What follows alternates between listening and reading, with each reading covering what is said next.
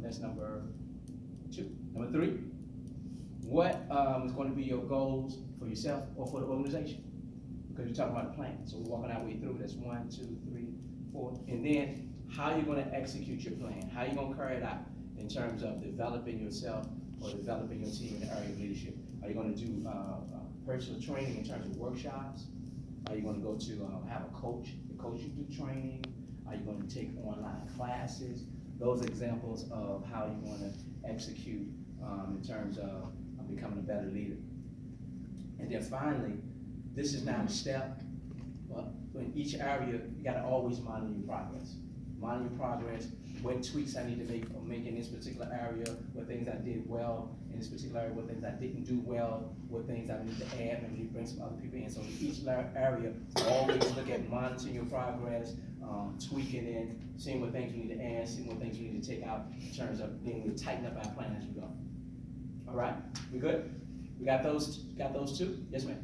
Can you go back to the first one, how to communicate, I guess Or communicating your vision? Okay, just communicating your vision to the team or to yourself.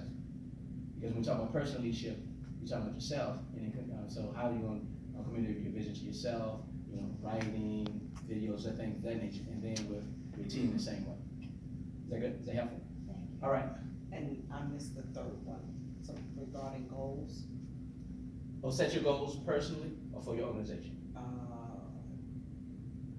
The ones that you just went over.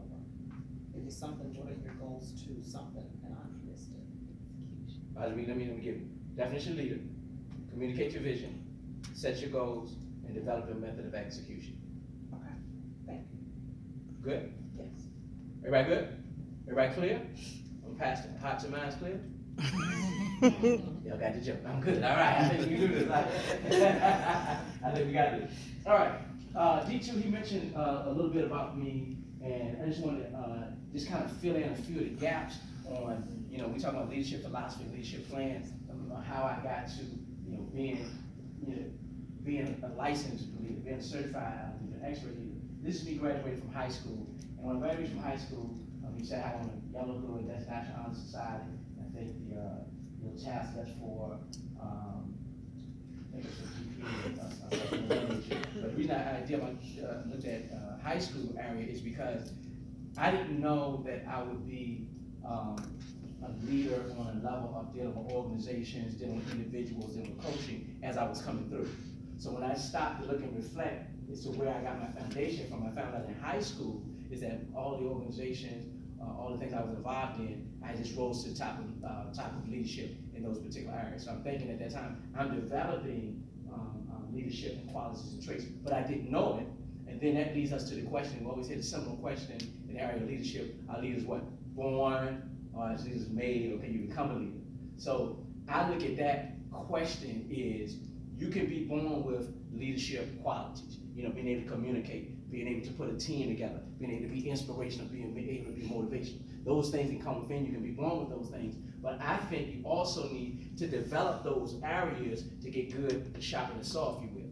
Now, even if you didn't have those skills, right, I still think you can be developed as a great leader because you can learn those things, personal development, and get there so that when it comes a time for you to present some information, lead an organization, lead yourself, or lead a team, or lead a unit, then you can be a great leader. Does that make sense to anyone? Yes. All right, so as leaders are made, leaders are born, I believe both, and I believe the ones that feel like they have an innate ability to be a leader, I still think you need that training and development to get there.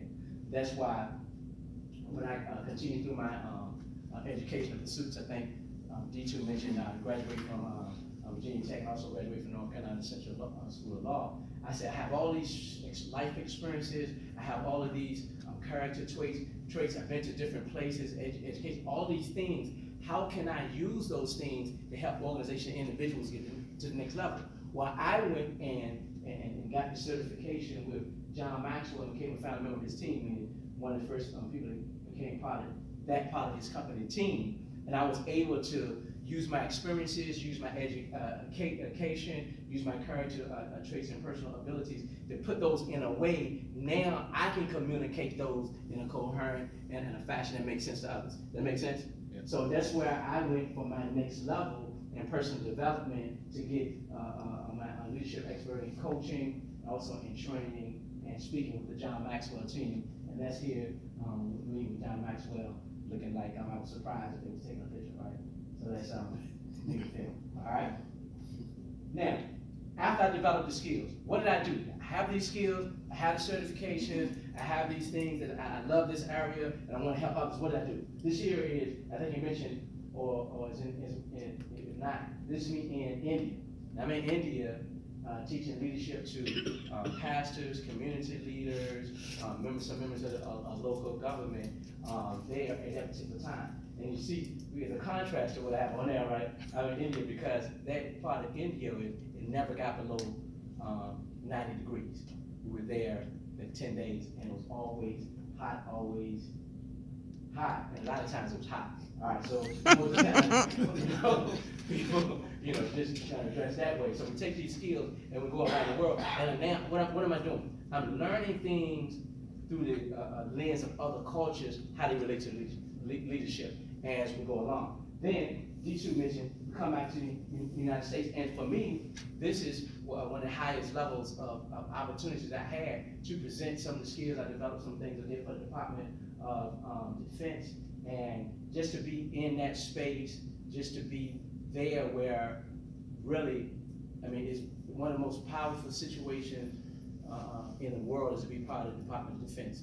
More money than anybody, more employees, and to be able to use my skills, my experiences, and things I've learned on that level to get better, because there's certain levels of leadership that we get there. So I want to just take the time to kind of fill in some of the gaps as to where my experience came from, what I'm bringing to you tonight, and then some of the things that I talk about is some theory, certain leadership theories that people adhere to. But then I would say most of it or so is, okay, let me bring together the best of the things I've seen from around the world, from different organizations, and put these in a presentation that's going to help us individually. Does that make sense to anyone? Yep. So that's where we go with that. So the first thing is, what is a leader? Now, this is what is interesting about leadership. If you Google leadership, you're going to find, 100 million definitions. People see it different ways. People have different aspects of it, and people even come from different angles. So let's just throw out some qualities or some characteristics of leadership that you all think are important. Yes, sir. Leader would be a champion. Champion. Anyone else? Motivator. A motivator. Anyone else? Sees the best in other people. Sees the best in other people. See Communicate. how you did that just now? That's what he does. No matter what he does, it comes out. Remember I told you earlier, you always think about other people? That's his definition. Communicate. Communicator.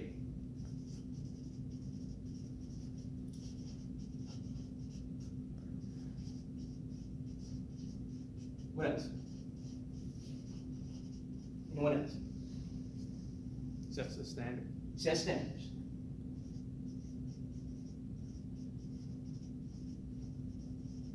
All right, now, we can go on and on and on when we talk about our definition of leadership, but one of the reasons that I was attracted to John Maxwell and the philosophies, his way he look at leadership, is because he likes to keep it simple.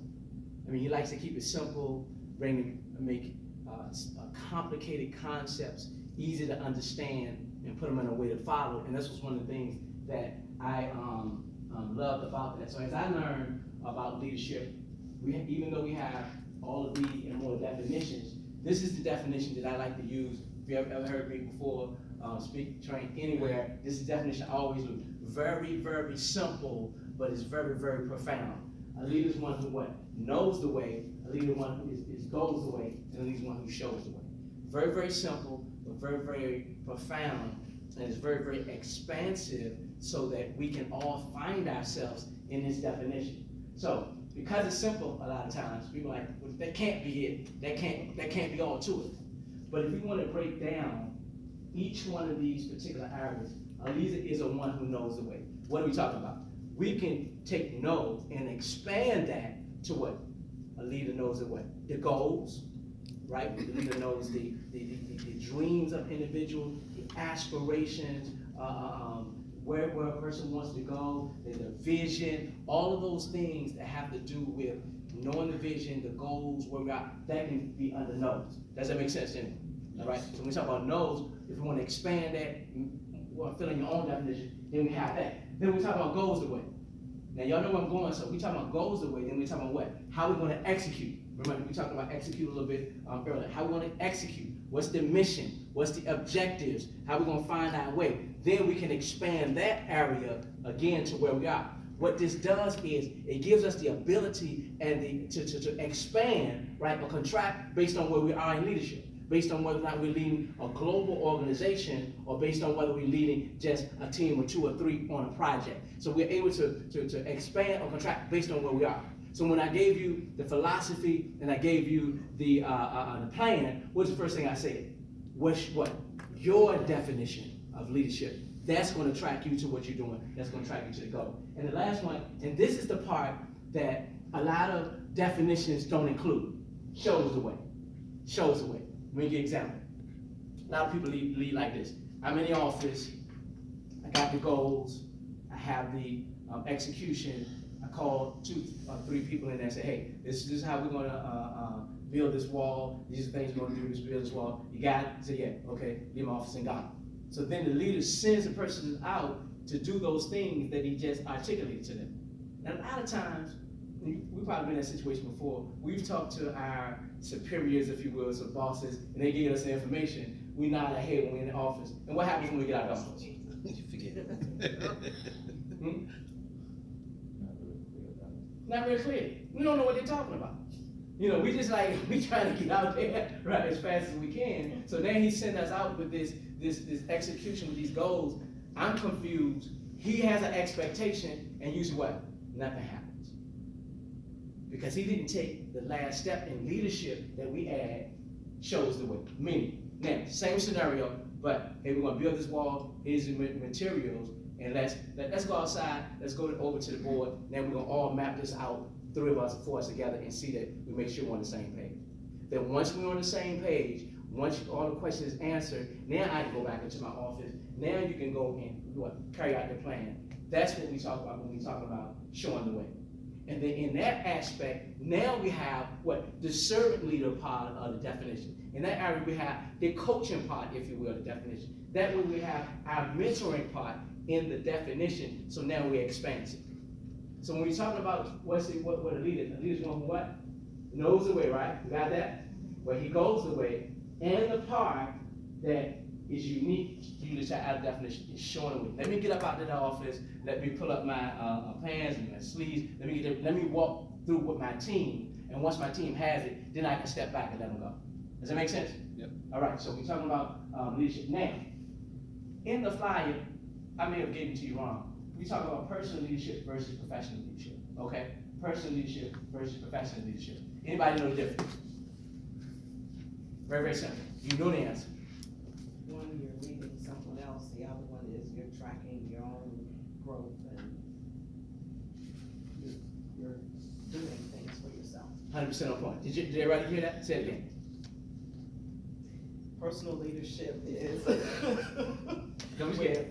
you're actually leading yourself. You're paying attention to your goals and whatnot, whereas with professional leadership, you're guiding someone else or leading someone else. Now, that being the key, the only difference, then we do what? We go back to our definition of leader. Now we look at it from a personal perspective. A leader is one who knows the way. We know the way for who? For us as individuals. So what's our, here we go, personal leadership. What's our individual goals, dreams, aspirations, vision for our life? How are we going to do that? Then we talk about goals. How am I going to execute that? I'm going to get a coach, right? I'm going to take seminars. Okay, I'm going to go to online. I'm going to take classes. I'm going to go back to school. How am I going to execute this goal that I have for myself? Same definition, how we're looking from a personal perspective versus a professional perspective. And the last one is show the way. How, from a personal perspective, right, based on what I told you, how are we going to show the way? Do it. Gotta do it. Just do it. What else?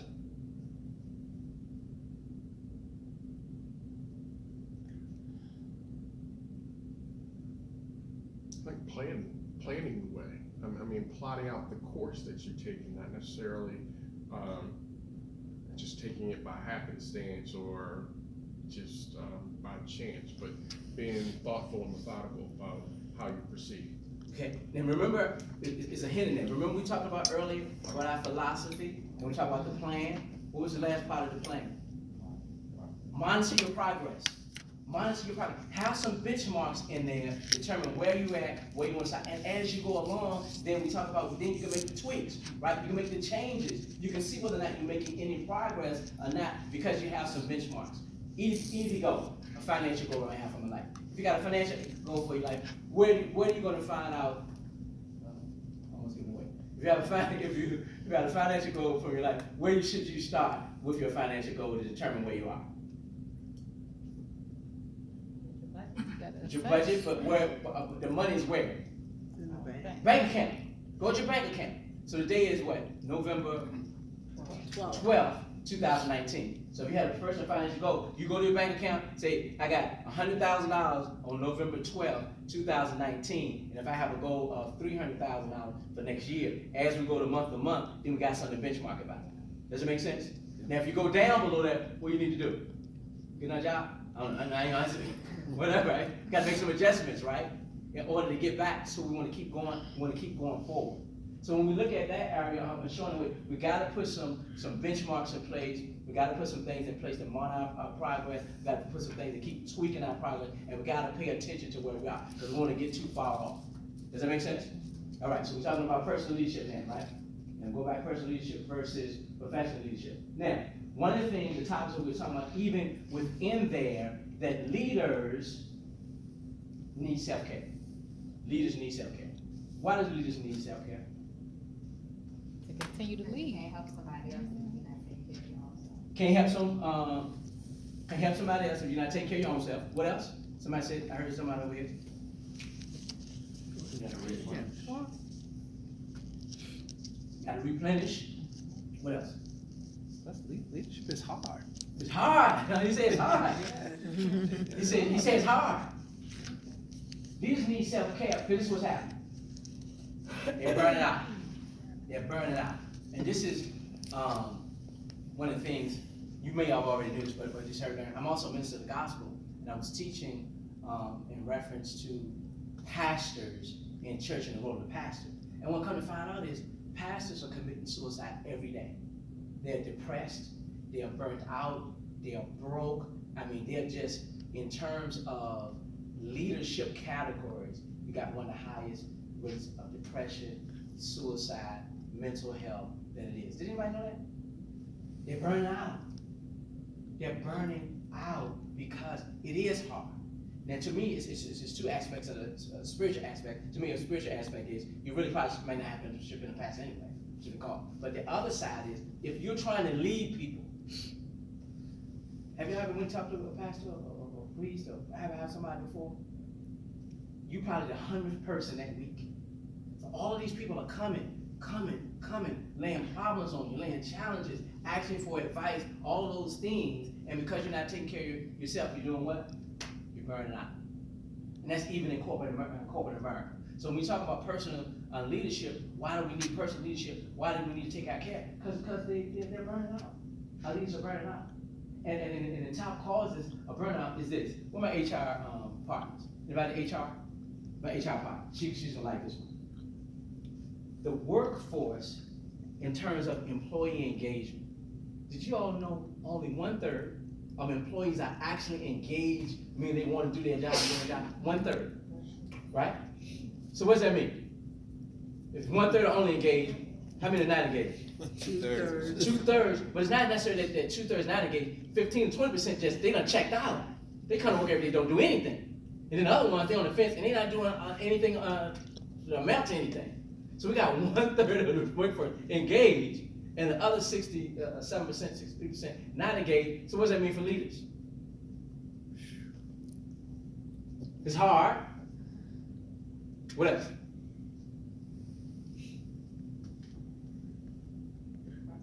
It's depressing. It's depressing. It's hard. What else? Okay, you're at work to do what? It's stressful, but you're at work to do what? It's the productivity. Get something done. So if only 1/3 of them getting done, who got to make sure the other 63% get something done? We do. The leaders. They burn us out. They burn us out because it's overload. Somebody got to get this 63, 67% of the work done. And a lot of times, it's HR people, they overwork, they overwork, but it's the leaders, they burn it out. So we got to step back sometimes and say, hey, how can I help myself? How can I, Roderick, replenish myself in terms of being a leader? So that's one aspect of the spectrum. But on the other aspect of the spectrum, has anybody ever resigned from a job before? All right. And it used to be that way. You put in your 2 weeks notice, right? And then when you put in your 2 weeks notice, you remember they used to let you stay there for 2 weeks? Now you put in your 2 weeks notice, in like 15 minutes, they got security come to get you. Here go your check, get your stuff, and get up out of there. That's what they do, right? HR? So what I'm saying is, old school, what do you do during them 2 weeks? You transition. You finished up that last little bit of Yeah, stuff. you finish the stuff that you're working on. Nah, it's anybody finishing that. Stop. But this is what it gets at. Isn't the time that last 2 weeks the slowest time ever? Yeah. Don't it just drag you out trying to make something, act like you're doing something during that time? It's just as how I was at a job. I mean, I wasn't challenged, and I'm like, that clock never moved because I'm not challenged. So just like we over-engaged, being under-engaged and under-challenged, that pulls on you just as much. That's the second cause of leaders with the burnout. It's just this, I just can't take it. I just don't know what to do these last 2 weeks other than D2. He's a perfect employee. He's the only one, right? He's the only one that's finishing up projects at the end where he tries to go out. And the last thing I want to say about the burnout is because the leader is neglecting himself and giving so much to others, he doesn't even know how far that he is. He doesn't even know. All he knows is I gotta keep going. I gotta meet these objectives. I gotta meet these goals. I gotta have these employees. I gotta take these. Questions. I gotta take these inquiries. And he's really burning himself out. So we gotta be careful that as leaders we pay attention to ourselves. We don't let these 3 different areas bring us down, take us out, get us over on the edge, keep us stressed out. You know, because a lot of times we take that stuff home. Husband, wives, children, they're looking at you while you're hollering at me because you had a bad day at work. And I ain't had a time to reflect or pull myself out of the situation. So leaders, we gotta be careful that we don't let things get too overwhelming. We take on too responsibilities that it burn us out. Does that make sense, everyone? All right. Now we're at that point. What are we gonna do about that? How are we gonna remedy this? How are we gonna get past that? So this is, and everybody may not agree because remember we got so many different leadership philosophies, so many different. That's four. That butcher block. Oh, it's right here? Yes, sir. I can't see. Oh, okay. Thank you. Is that good? Yes, sir. So many different things that's going on in terms of leadership, how people look at leadership. My remedy may not be the remedy that everyone else takes, but this is what I really think we need to focus on in terms of to get past this burnout is this. We all need to do a stop doing this. Because what happens usually time with the leader, and this is the thing. If you're a good leader at work or organization, whatever, what's gonna happen? Calling you for everything. They're gonna call you for everything. You get more projects than anything. And since all black people in here, black church, if you raise your hand with an idea, guess what? You're the chairman of the board of that idea. Alright? So anything fraternity, sorority, organization, you raise your hand with an idea, it's your project now. Right? So we're constantly adding things onto our plate as opposed to being measured, saying no to some things. That's a big thing we need to do and work some things out. So what I want us to do, take a few minutes, we'll take 1 to 2 minutes ourselves, think about the things that we have on our plate that may be stressing us out, that may be burning us out, that may be taking away from the things that we really need to focus on. Write those things down. Write 1 or 2 or 3 things down that you're gonna stop doing. You're leaders that you know I need to stop doing. And this is the way how we can look at this to determine these things. I didn't write it down and I forgot, but I think it's in a book the 7 Habits of Highly Effective People. Y'all know that block they have, which is urgent, important, urgent, unimportant, urgent, unnecessary. And I'll send that to you, but that's one way we can look at it. But the other way we can look at it is what things that I can just delegate. Those are things you need to stop doing. Some things I can delegate, write those things down. Or the thing that really is some stuff that doesn't need to be done. You know, leaders do a whole lot of unnecessary things that doesn't relate to the goals of the organization, doesn't relate to the vision of the organization. Take a minute or two and write 1 or 2 things down that you're gonna stop doing as a leader from a personal standpoint, right? From a personal standpoint, and then we're just gonna stay on the personal side, from the personal side. 1 thing you need to stop doing, 2 things you need to stop doing, 3 things you need to stop doing.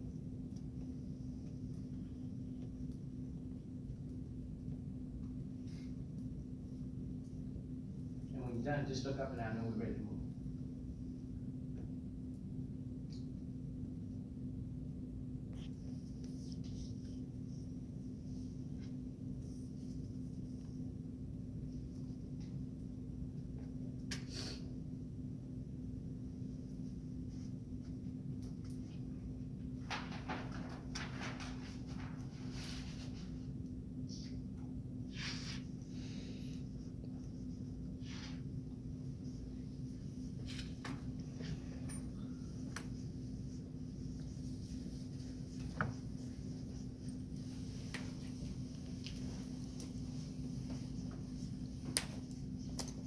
Everybody got at least one thing? Everybody has at least one thing? Everybody has at least one thing? Everybody has at least one thing? Everybody has at least one Yes. thing? All right, I said 100 times. Can't wear me out, all right? Just like my granddaughter, man. He said, all right. All right, does anybody want to share 1 thing or 2 things they put down that they should stop doing or they stop doing this? Anybody want to share? Because what we probably find out is we're probably gonna find some similarities. Anybody would like to share? 1 thing I wrote is, stop doing things that other people can do. Stop doing things other people can do. All right, and this is to me, this is an example of what I was doing that. When we had our law firm started to grow. So when our law firm started to grow, we hired more paralegals, title abstractors, legal secretaries, receptionists, people to help us with our firm to carry out these certain things. But as the law firm was growing, we was bringing in more people. Guess what I was doing as a leader? More. Because what? Say it again. Just stop doing the things that other people are supposed to be doing. They're hired to do it. I'm hiring people to do these things and stick stuff on my plate, but I think I don't want to do it. So I'm still doing it.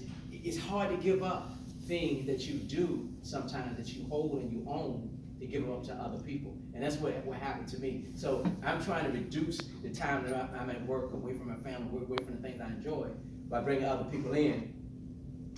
But the time away from people that I love and the things I enjoy is getting smaller because I want to do it. I want to release those things. That's real good. Anybody else want to share?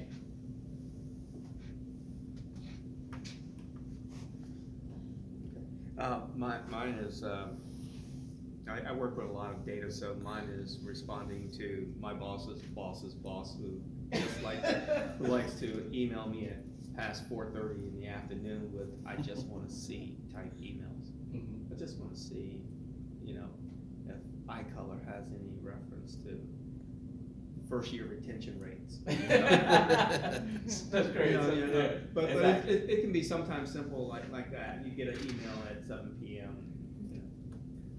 How are rounding rules done? I'm like, go back to the 3rd grade math class. Yeah, exactly. But yeah. And see, and if you can, this is the thing, and I want to help you a little bit if it can help. When people, one of the things we should stop doing is have open boundaries. Okay, so because you want to be excellent, because you want to be there, because you want to be a team player, you presented an open window, if you will, for people to come and ask you questions and do things at a certain time. In a tactful manner, sometimes you may have to work on that and bring these boundaries back in. Because what's going to happen is you're excellent, you want to be a team player, you want to do the right things. If they're doing, you see what the times he said, what was the first time he said it? 4, but then what's the next time you say that? Seven. So what do you think the next time is gonna be? 9. You know, then next time you going up to use the restroom at night and it's gonna be beeping. So you gotta find a tactful way, and this is what we're talking about in terms of leadership. Find a tactful way, your personal leadership, to kind of bring this thing in a little bit and let people know so we can do that, all right? Now, this is one of the things in terms of I've learned with being a leader and with my coaching. A lot of times, and you hear me say this a couple of times, people don't do what you expect, right? They do what you inspect. People don't do what you expect, they do what you inspect. I really want to be helpful with you on this, and I just don't want it to be something that we blow by, or something that we put down, or something that we like, okay, we got this, and we don't execute it. This right here, this is my personal email. It's DwayneBennettHelps@gmail.com. I want you all to email me the 3 things you're gonna stop doing, and I'm gonna hold you accountable for those. Now, if you want the help, you email me, but if not, go ahead and do it on your own. But I really like to make a difference and go beyond the call of duty sometimes. That's my personal email, DwayneBennettHelps@gmail.com. And because I know sometimes in an open forum we not want to present things, write those 3 things down, and if you give me permission to check in on you, to hold you accountable, I'll do that to make sure we put those things back. Make sure we find some kind of plan to get your boss or whoever this guy is off of my man talking about the color of your retina. Is that gonna change the numbers? You know what I'm saying? Those kind of things you just want to see. And we gotta figure out a way that we're gonna do that. So I'm gonna help you out in terms of this area of stop doing. All right, so we got to stop doing this, right? Also, I want to get some suggestions as some things that we want to do. And it's interesting that the first thing that on my list, the first thing that D2 mentioned was stop doing everything yourself. It's the first thing. This is another thing in terms of being a leader. We got to keep these boundaries a lot of times between the people we lead and ourselves. So we got to make sure that it don't always bleed into a friendship, always get buddy or get too cozy, especially if you're at work.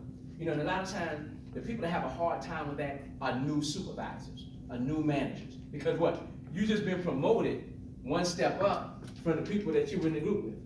So now, how do you make that change? How you make that shift? There's some things you can do to do that. But that's what you have to start doing in terms of stop being so buddy-buddy with the people that you're leading. You gotta keep those demarcations in order so that, I heard one of the supervisors at a particular, I won't say the name of it, I can say, a manufacturing place, yeah, it was a manufacturing place, and it was this particular friend that they had elevated over, but the friend kept coming to the office all the time. Kept on coming to the office all the time. He's like, I'm your boss now. You just can't come in my office all the time. And it was a big shit dude. They got to arguing and fighting and stuff and all this craziness. And then what? They had to end up firing. They didn't fire the manager. Who do you think they fired? The person that made it big shit dude. So now the friendship jacked up. The unit jacked up. Everybody's just in an uproar. And now it's causing problems for that unit. So now what? The productivity goes where? Down. Because they didn't make that clear demarcation with their buddies. Also, being available. You got that on it, being available. Leaders, you just can't be available. You know, they always say that these executives and CEOs, you can't even talk to them. And it's a stereotype. Here we go, a stereotype. If I'm allowed, let's work with it. You got the stereotype of this old secretary lady that's been with the CEO for 50 years and can't nobody get past the gatekeeper, right? That's how they became a CEO. They got somebody that's blocking people out, that's not always available, because when you come in there to ask them, you know, can I have vacation time off, they need to be talking about what's the vision for the company, right? When you enter your deep thinking, when you enter doing the things that's very, very important, sometimes you don't need that interaction at the time. So we're working on our what? We're working on our what? We're working on our stop doing this, all right? So these things apply to you want to get there. Also, stop being so serious. Even at night. Y'all serious with me? I'm giving everything I got. You know, y'all serious. There's a serious subject matter, but we gotta get light. We gotta get light. We gotta be able to find a way to break that ice sometimes. Show a little humor. Not be a comedian, but show a little humor. Find some humor in the situation. The example you got, you know, there was a funny example. Y'all, you know, I laughed. It was funny to me. I understood it. And the thing that you talk about. Stop being so serious all the time. It's a serious job being a leader. Who's with me? But you can carry it out with humor, with fun, with lightness sometimes to get there. I think, you know, especially, again, new supervisors, new managers, new VPs, people when they go on to that next level, that's when it gets super serious. They get super serious, and it causes a problem. Sometimes they affect their ability to lead because they're so focused on, I gotta get it right, I gotta do it. People like, this person is a robot. That's a robot, right? This person is a robot. Is it like a robot? No robot. All right, here we go. Firing people too slowly. You let people hang on. Even in organizations, even like this, even in an organization like this, if you're the leader, if you got a person that's in a position that's not producing or not doing what they do, you gotta let them go. Because we're about growth, we're about getting to the next level, they may be in the way of this organization doing something that's profound, or doing something beyond that we never did, or making history, if you're in the way. So even from a standpoint of organizations, or even the standpoint of community service, we guys gotta let people go sometimes. And we can do it in a tactful, humble way. Also, stop doing it. Stop being a know-it-all. Stop doing a know-it-all. Who's a know-it-all? Everybody in this room that's a know-it-all, raise your hand. Don't be scared. Everybody should raise their hand. Because most of the time, you don't see yourself that way. But I bet you if you ask two people that know, they might say, you know, I'm right, you don't know it all, right? Because you don't see yourself that way. You see yourself as giving advice. You see yourself as being helpful. You see yourself as grabbing things by the reins. You see yourself like, I know the answer, and you don't. You say, I got a better answer. You don't see yourself that way. We got to kind of self-reflect sometimes and stop being a know-it-all. And then, as we said, sometimes we got to step up. Sometimes we got to step back, especially if you want people to grow. All right, so we got to stop doing that as a leader. This thing this is one of the things that is dear to our heart. You stop growing as a leader. All right, you did all the things, you took all the classes, you talked to all the people, you did everything you could to get to that next level to grow in your leadership. Then once you got there, you stop. It's higher levels. It's other things to do. It's other things to learn. It's always an evolution in order to get there. So, those are a couple of things I want to add to our stop doing list so that we can what? Not burn out.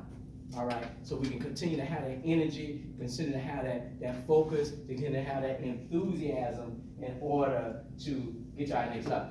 Now, before we leave this area, is anything else anyone wants to add in terms of stop doing this? Can I ask a question before you leave stop doing? Please, go ahead. We still here. So, as African Americans in corporate America, you can often want to stop and cut back, but we're often made to feel like we have to do more and be more. Is there any suggestions on how to balance that out where you don't feel like you're like giving so much of yourself, but you're still in the view of the Know what you got to do? Don't be busy or productive to be busy or productive. Do more of what? The right things. So a lot of times we do a lot more, right? But it's not the right things. And find out above you, below you, just have some conversations as to where we are in these particular areas. For example, when I was working in corporate America, my manager and we had a disagreement as to why I didn't get the raise or get the rating that I needed. And what my manager told me was, they said, well, Dwayne, explain to me what you did. Why do you think you need to get a higher raise? And I knew I had them because the night before I had pulled out my job description. I had read it, so I knew everything. So as soon as they said, I wait for the question, I was excited. I said, I did this, I did this, I did this, I did this, I did this. She said, great, what else did you do? I said, I did this, I did this, I did this, I did this. I said, where you going with this? She said, that